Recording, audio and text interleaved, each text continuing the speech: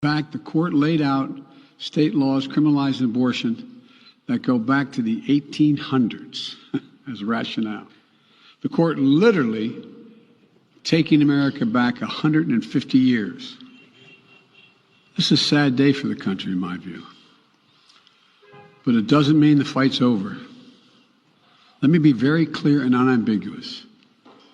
The only way we can secure a woman's right to choose, the balance that existed, is for Congress to restore the protections of Roe v. Wade as federal law.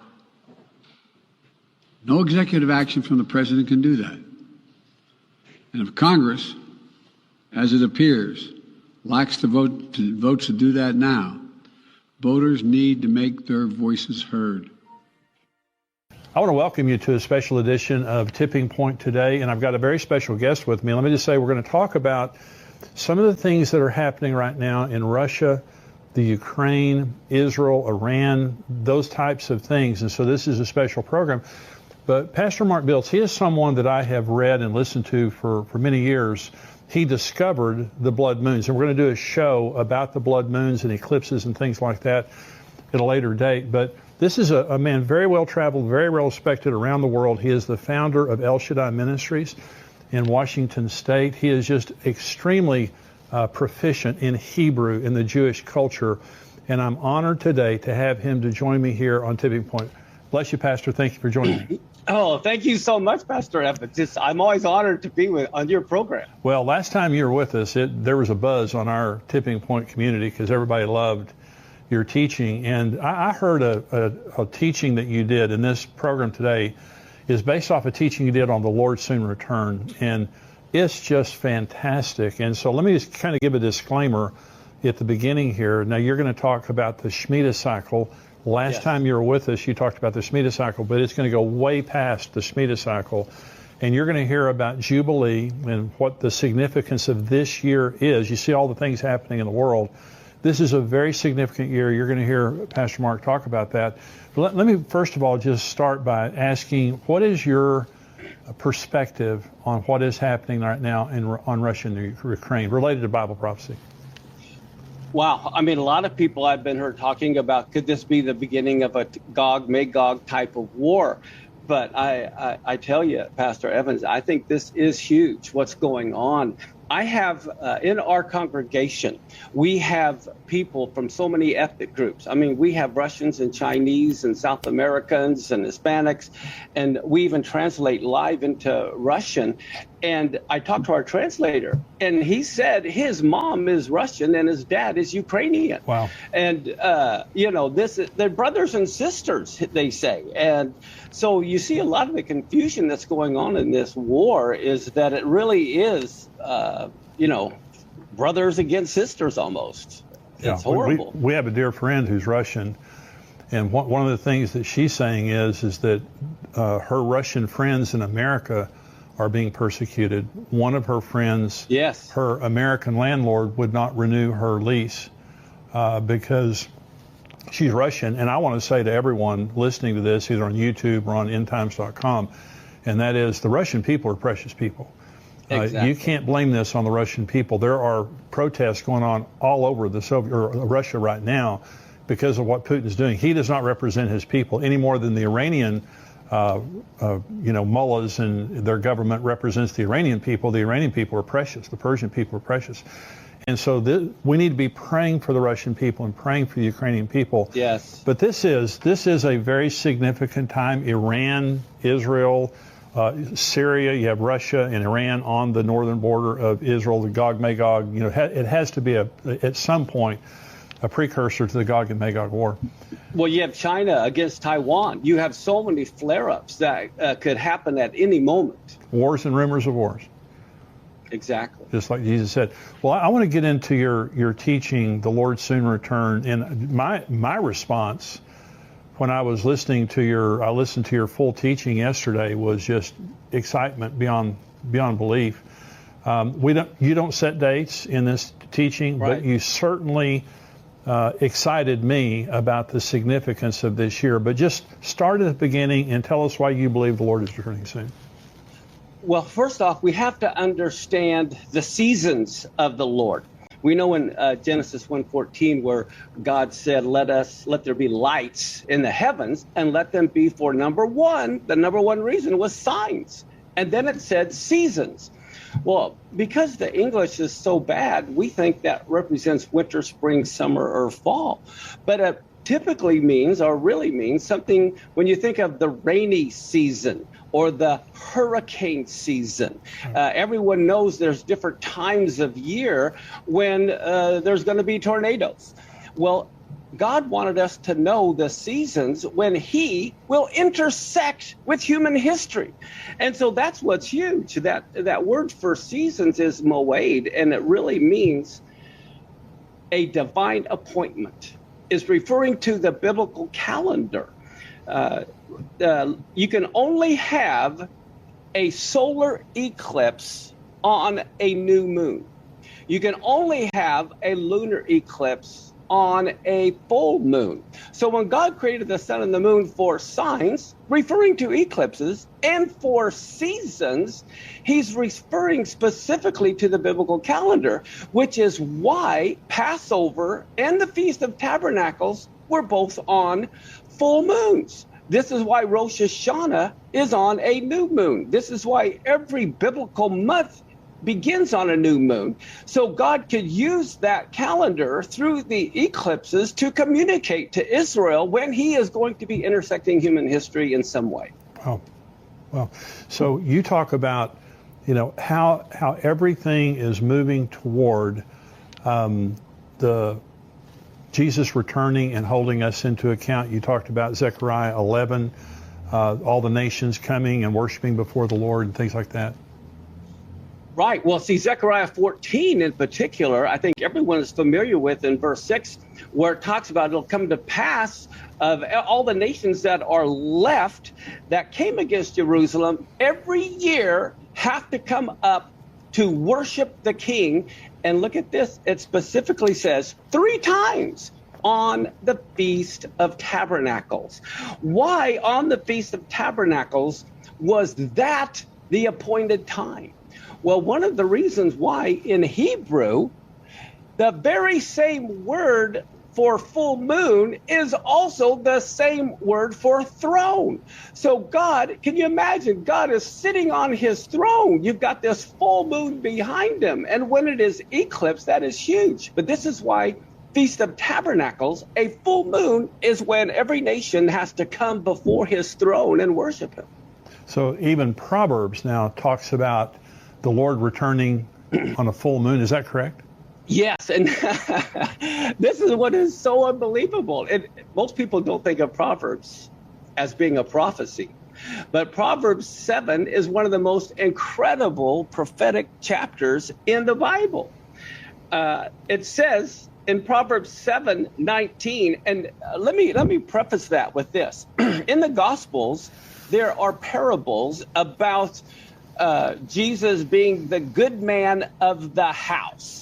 There are also parables where he's given talents or money to people, and it says he's gone on a long journey.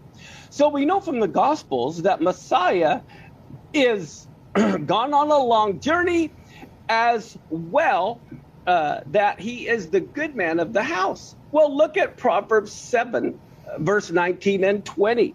It talks about this foolish man who's going down by the harlot street. Proverbs 7 is all about the tribulation. You have the harlot of Revelation. You have it being a dark night. And here this foolish man is going the way of her house. And she's trying to seduce him. And Proverbs 7, 19 and 20, even Satan knows the feasts of the Lord. Look at what he says. This harlot says, the good man of the house is not at home. He's gone on a long journey. He's taken a bag of money with him. He's coming back on the day appointed. Well, what's amazing, you go back to look at that in another translation, the Jewish translation. It says in Proverbs 7:20, he's taken the bag of money with him and he's coming home at the full moon. Wow. And so that day appointed refers to the festivals, and it refers specifically to the Feast of Tabernacles, which also refers to the word throw. They're the same Hebrew word. So we all believe that, I mean, you and I both believe that Jesus fulfilled every spring feast, Passover, unleavened bread, first fruits, Pentecost. Those are the 4 spring feasts. There are 3 more feasts coming up. When you talk about tabernacles, when the Lord was talking about celebrating the Feast of Tabernacles, that includes Rosh Hashanah, that includes Atonement, and that includes Tabernacles. Is that correct? Yes, but here's what's so important. What Christians need to realize is not only did he fulfill those first spring and summer feasts, he fulfilled them to the day. That's right. He fulfilled them to the hour. At 9 in the morning is when he was bound to the cross on Passover.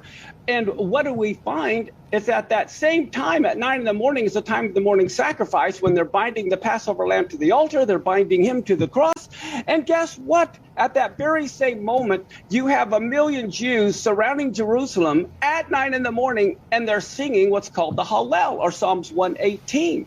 So what is Jesus hearing? Millions of people singing at that very moment from Psalm 118, binding the sacrifice with cords, even to the horns of the altar. Wow. And they're binding him. God the Father, being the Almighty, said, I'm going to determine what day my son is going to die. I'm even going to determine what hour he's going to die. I'm even going to determine what songs will be sung at his funeral. So he had King David 1,000 years before Messiah came write the funeral hymn that would be sung during his funeral.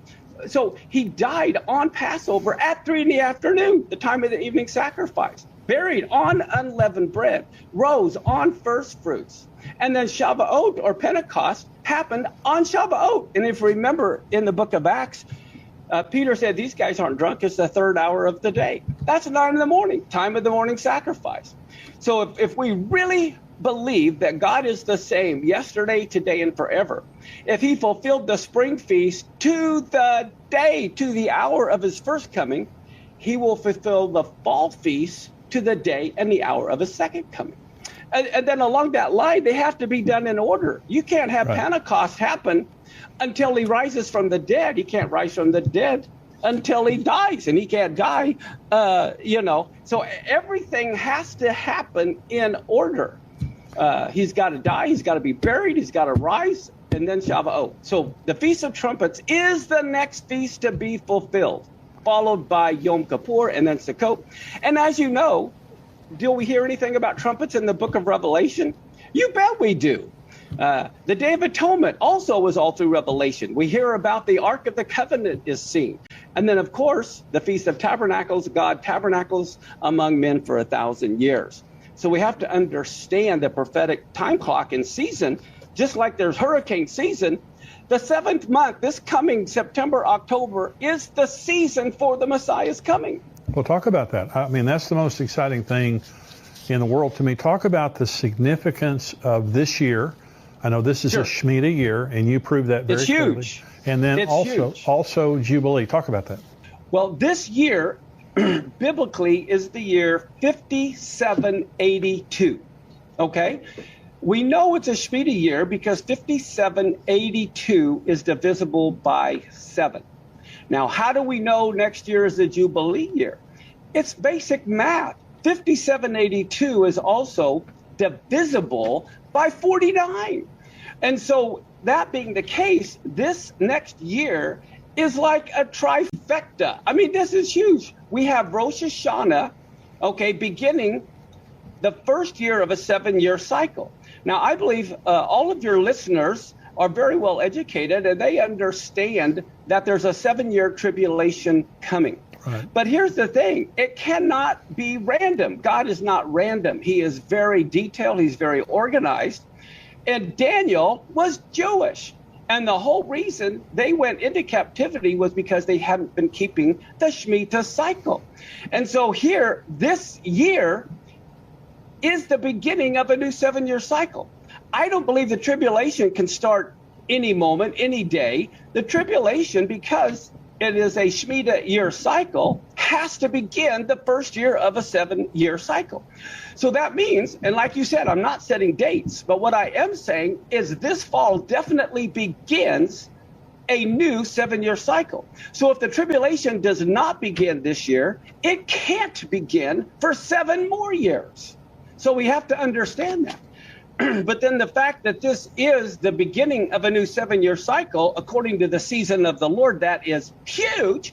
And the reason why is because on Yom Kippur, we blow the trumpet of Jubilee mentioned in Leviticus 25. This is a year of Jubilee. And the last Jubilee was 1973 when the Yom Kippur War took place. And that was a signal of a Jubilee year because you only blow the shofar on Yom Kippur in a Jubilee year. And there was the Yom Kippur War. So we're entering a new 7-year cycle. We are entering a year of Jubilee with the trumpet blown on Yom Kippur.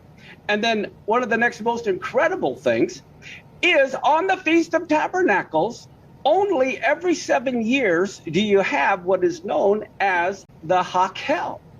And so the Hakel is when the king of Israel is the one who had the responsibility to gather everyone together to hear the Torah. This is from Deuteronomy chapter 31, verse 10 through 12. Listen to this. Moses commanded them, saying, at the end of every 7 years, in the solemnity of the year of release, in the Feast of Tabernacles, this is when all of Israel has to appear before the Lord in the place that he will choose. And so to me, this is one of the most exciting sermons I think I've ever taught in over 20 years that I've had El Shaddai, that I want people to be aware of the importance of this season, because it is the first year of a Shemitah cycle. This is the season for the tribulation to begin, but it's also the year of Jubilee. It's also the time of the Hakel when the children of the Lord appear before him. He's the king of Israel, is the only one who had the authority to gather everyone together to hear him read God's laws. And so you believe that the first year of the Shemitah cycle is the most important year. Is that right? Every year. And then that's 7 times every year is Rosh Hashanah, which is very important. At the end of 7 years, that is huge because that begins a new 7-year cycle. And then on top of that, here we have the Hakel is also read at the end of every 7 years on the Feast of Tabernacles. So all 3 feasts, Rosh Hashanah, Yom Kippur, and Tabernacles, are going to be fulfilled this year and this year only, and it only happens every 50 years. If you believe the Lord's returning in the year of Jubilee, if he doesn't return this year, he can't return for 50 years. Well, I agree with well, first of all, you have a very detailed, if someone wants to go onto YouTube and see your message, the Lord soon return, you have a PowerPoint of all of this, where you really document this is a Jubilee year, this is a Shemitah year, and the Hakel. And so, again, we're not setting dates, but look at what's happening in the world right now. Totally. I am dumbfounded. Iran has a ballistic missile that they just unveiled last month. It's the first time in the history of them enriching uranium that they have a delivery mechanism that can reach Israel. Yes. And according to Israeli intelligence, and you may know more about this than me, they have enough nuclear fuel for 1 bomb. Again, for the first time ever. They've been enriching uranium for many years. Yes. But now we're at the same time when the Russia-Ukraine thing is happening, the China-Taiwan thing is happening. Yes. Now you have Israel. Israel put $5 billion in their budget this year to bomb Iran. They have been having massive drills to bomb Iran. And now for the first time ever, Iran has the ability, or they're nearing the capacity to be able to nuke Israel, and they will nuke Israel when they get that ability. And so all of these things are coming together right now, and it's a Shemitah year, and it's a Jubilee year, and you have the Hakel and all this. So again, we never set dates, but I'm telling you, one of the things I like about you, Pastor, is that you document everything and you take it back to the Hebrew, because the Bible was not written with a Western mind. It was written with a Hebrew mind. Go ahead. No, you're exactly right. And that's the reason why we have to understand in Leviticus 23, when it talks about the feasts of the Lord, well, when we hear feast, we think food. Yeah. But it's the same Hebrew word that was translated as seasons which we think of fall in Genesis. So this is why you have to understand the culture to understand the biblical calendar. And we have a biblical calendar that we put out every year. The next one's coming out in a couple of weeks, but we overlap our current calendar with the biblical calendar so everyone can see exactly where we're at concerning the seasons or the times of the Lord. You know, that reminds me in the Ecclesiastes, I think it's 3 verse 1, you know, basically there's a time and a season for every purpose under heaven. God created you on purpose, you know, and everyone needs to realize they were created on purpose, and God always, in one sense, saves the best for last. In a track meet, they always have the fastest runner get the baton to try to pick up lost time. Well, everyone that's listening to your program needs to understand how important and how special they are, because God created them any time in history. Right. But he created them just a time like this. And I can't help but think of the verse where God says to write the message, make it plain so everyone can understand it. So I just like to make it plain. Like you said, I don't set dates, but I want people to know when the biblical season is for the return of the Lord, just like when is hurricane season or tornado season. And it's the feast of the 7th month, because that's when the fall feast will be fulfilled, because that's when they fall. So let's talk about Rosh Hashanah. The next feast, it has to be fulfilled in order.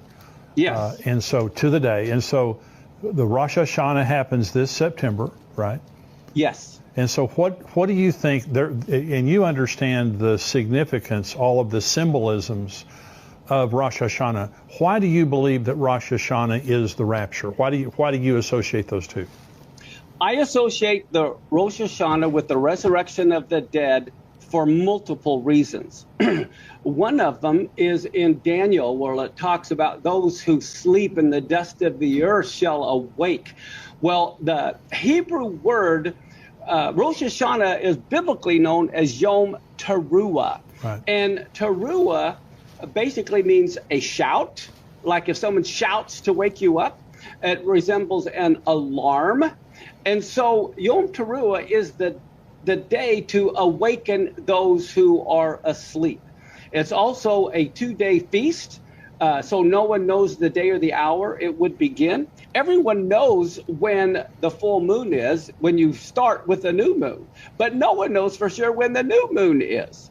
And all of Israel had to celebrate Rosh Hashanah, and so they would light fires quickly all during the night to reach clear over to Babylon, so that people would know that it was Rosh Hashanah. That's the one feast that was always known as the feast. No one knew the day or the hour it would begin. Now, in the New Testament, when it talks about the last trump, historically, they blow on Rosh Hashanah 100 blasts of the shofar. There's 3 different types of blasts that they blow, and the last blast is known, or the 100th blast is known as the last trump. So when Paul talks about the last trump, he's specifically referring to the 100th blast of the shofar on the Feast of Trumpets. It's also known as the Day of the Corn. Takes place on the Feast of Trumpets. So it's some year, and you and I both are saying to people watching and listening to this right now, pay attention to next September.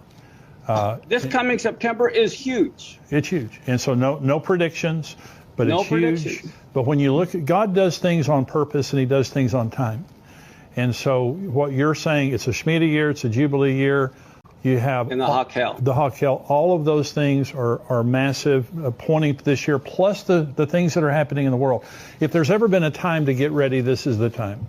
And exactly. I would rather be ready and he not come than not be ready and he come.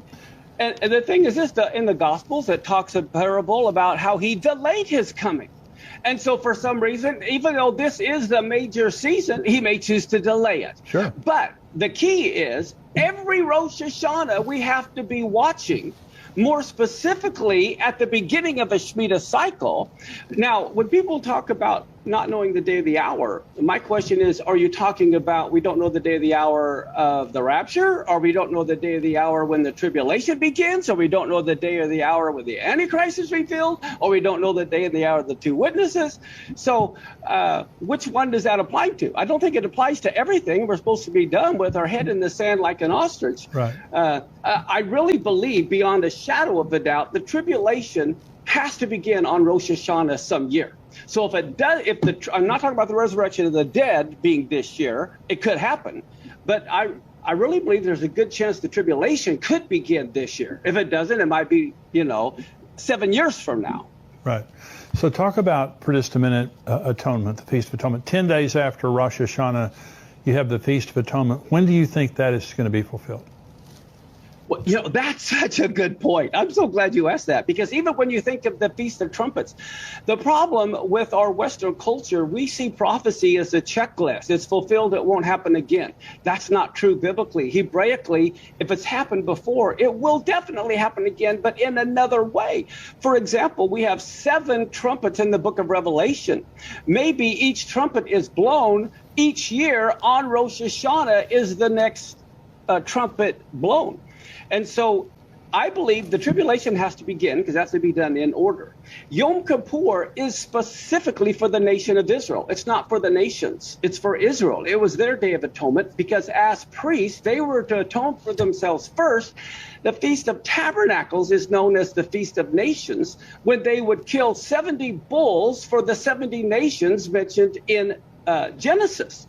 Many of the sages said if the nations would have only known what they were doing, the devil was pretty smart, telling the nations to destroy the very place God was using to make atonement for them. Wow. But they said the sages say it would have been smarter if the nations would have put their armies around the temple to protect it. So I believe the Day of Atonement is the next thing to be fulfilled after Rosh Hashanah, which is when Israel will realize that Jesus is the Messiah, their Messiah in particular. Right. And I think it's fascinating, in the book of Revelations, you see everyone on white horses wearing white coming back. That is specifically a Yom Kippur event. Every year on Yom Kippur, every Jew in every synagogue always comes in white, and it represents the righteousness of the saints. So when you understand the culture and then you read Revelation, we will be coming back on the white horses, specifically on Yom Kippur. Wow. And then we hear the Feast of Tabernacles. That is huge. This is when God sets up his kingdom. He sets up his throne, because it's the Feast of Nations. And all nations have to come and worship him on the throne at the full moon, which is the same Hebrew word. And he tabernacles among men for 1,000 years. So simply, the tribulation begins. The next feast is Israel realizes Yeshua is the Messiah, and then he returns, feet landing on the Mount of Olives, and he tabernacles among men for 1,000 years. So it's pretty plain. Well, I think it's fascinating. So you've got the book, and you're going to join me on another program. You have the book Blood Moons. You are the Yes. one now that discovered the blood moons, the tetrad of blood moons that we've seen. Yes. Miraculously, when Joel talks about the moon turning to blood, the sun not giving its light. Yes. Now there are some eclipses that are coming up that you're going to join me in a future program, and we're going to talk about the significance of these eclipses, because as you have pointed out in your book Blood Moons, God communicates to us through the sun, moon, and stars. That's when he communicates the appointed times. That's why he had the appointed times based when you would have eclipses. So you've got some significant eclipses that are coming up that we're going to be talking about. Do these eclipses, by the way, line up with what you're saying about Shemitah and Jubilee and those things, Hakel? Yeah, what's amazing is this. Do you remember the big solar eclipse that went from the northwest all the way down through Florida? Yes. That was in 2017. Right. Exactly 7 years later, putting it right at the middle of this next Shemitah cycle in 2024. Did I talk about the other eclipse coming in 2024 in the last program? I don't think so. Oh my gosh, you've got to, this is incredible. The other one goes from the south to the northeast. For like almost the first time in history do these eclipses intersect at a very significant place, Pastor Jimmy. This eclipse intersects in southern Illinois, okay? And guess what? The area of southern Illinois is called Little Egypt. Oh, gosh. And the cities around it, they have cities around it called Cairo, Thebes, Karnak. Their southeastern Illinois college has a pyramid and the falcon god as their mascot. Oh, God. And this eclipse takes place on Nisan 1, the very day that the